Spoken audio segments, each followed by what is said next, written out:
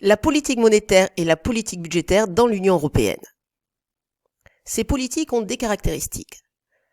En effet, la politique monétaire est unique et menée par la BCE.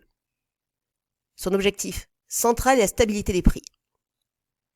En revanche, les politiques budgétaires sont nationales et décentralisées. Étudions la politique monétaire unique dans la zone euro. On a vu dans les années 70-80 les effets négatifs de l'absence d'une monnaie unique sur l'union économique.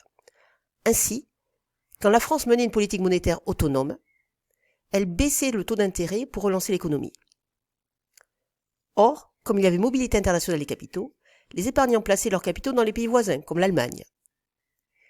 Il y avait alors une demande de conversion de francs en devises étrangères, et donc une dépréciation du taux de change. Ainsi, l'objectif de stabilité du taux de change n'était pas atteint. C'est ce qu'a démontré Mundell avec son triangle d'incompatibilité. Il y a en effet 3 objectifs. La stabilité des taux de change, la mobilité des capitaux et l'autonomie des politiques monétaires nationales. Or, ces 3 objectifs ne peuvent être atteints en même temps. Au contraire, pour créer une union économique, une monnaie unique va être indispensable. En effet, l'Union européenne a 2 objectifs. La stabilité des taux de change et la mobilité des capitaux, pour assurer la croissance économique. Dans ces conditions, les politiques monétaires des pays de l'UE ne peuvent être autonomes. Les pays de l'UE doivent avoir la même politique monétaire. Dans l'Union européenne, c'est la Banque centrale européenne qui va mener la politique monétaire. En effet, les États de l'UE qui ont adopté l'euro ont abandonné leur souveraineté monétaire. Ainsi, la BCE, basée à Francfort, va mener la politique monétaire. Quels sont ses objectifs ? La BCE a un objectif essentiel, la stabilité des prix. En effet, l'objectif est de cibler une inflation de 2%. Ainsi, la politique monétaire ne doit plus servir à relancer l'économie au détriment d'une hausse des prix. Or, avec les crises de 2008 et 2020, on a vu un autre risque apparaître, le risque de la déflation, c'est-à-dire la baisse du niveau général des prix. Les agents vont reporter alors dans le temps leurs dépenses, ce qui entraîne une baisse des prix et donc une baisse de la production. Il y a alors un risque de récession. Dans ces conditions, l'objectif de la BCE est de l'augmentation des prix pour avoir un taux d'inflation à 2% qui assure alors la croissance. Quels vont être les instruments qu'utilise la BCE ? Jusqu'en 2008, la BCE mène une politique monétaire conventionnelle. Elle utilise un instrument essentiel, le taux d'intérêt directeur. Or, la crise de 2008 a montré les limites de cet instrument. En effet, la BCE a baissé le taux d'intérêt directeur pour relancer l'économie. On a alors eu un taux d'intérêt directeur qui se rapprochait de 0, et pourtant, il n'y a pas eu de relance de l'économie.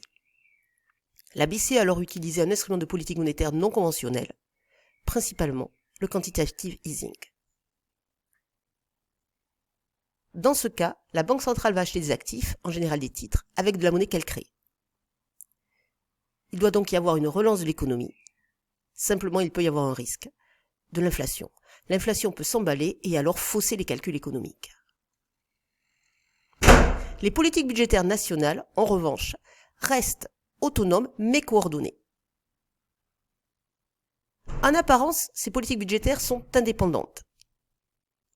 En effet, elles demeurent du ressort des gouvernements et des parlements des États membres. Tout cela pour des raisons politiques. Les États membres avaient déjà perdu leur souveraineté monétaire. Il leur aurait été aussi difficile de perdre leur souveraineté budgétaire. Ainsi, chaque pays va décider du niveau des dépenses publiques et de leur affectation, mais aussi du niveau des impôts et de leur origine. Cependant, elles restent cadrées pour éviter, tout simplement, le déficit budgétaire. En effet, si un État a une augmentation du déficit budgétaire, il va être obligé d'emprunter, ce qui va générer des charges d'intérêt et donc un déficit encore plus grand, qui va générer une dette. C'est ce que l'on appelle l'effet boule de neige. Or, cet effet boule de neige peut faire que la dette va devenir insoutenable. Et donc, certains pays membres pourraient faire pression sur la BCE pour qu'elle assouplisse sa politique monétaire. Il y aurait alors une remise en cause de la crédibilité de l'euro. C'est pour cela que des traités ont été signés pour imposer des conditions que doivent respecter les États. Premier traité, le traité de Maastricht en 1992. Ce sont les critères de convergence, c'est-à-dire des critères que doivent respecter les pays membres de l'Union européenne, candidats à l'entrée dans la zone euro. D'abord, le taux d'inflation. Le taux d'inflation d'un État membre donné ne doit pas dépasser de plus de 1,5 points celui des 3 États membres qui ont les meilleurs résultats.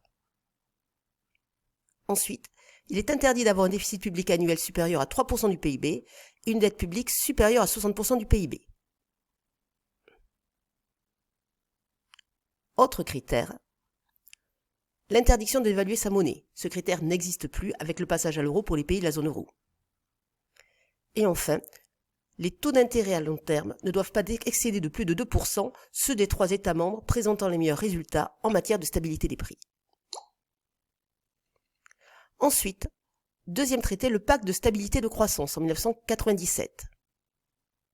Son objectif est d'éviter qu'une fois rentrés dans la zone euro, les États mettent en place des politiques budgétaires expansionnistes. Les critères sont donc, comme pour le traité de Maastricht, d'avoir un déficit public annuel supérieur à 3% du PIB et une dette publique supérieure à 60% du PIB. Ces deux éléments sont interdits. Ensuite, sauf circonstances exceptionnelles, c'est-à-dire une baisse de 2% au moins du PIB, le déficit public d'un État membre ne doit jamais dépasser 3% du PIB. Dans le cas contraire, une procédure va alors être mise en place et des sanctions financières sont possibles.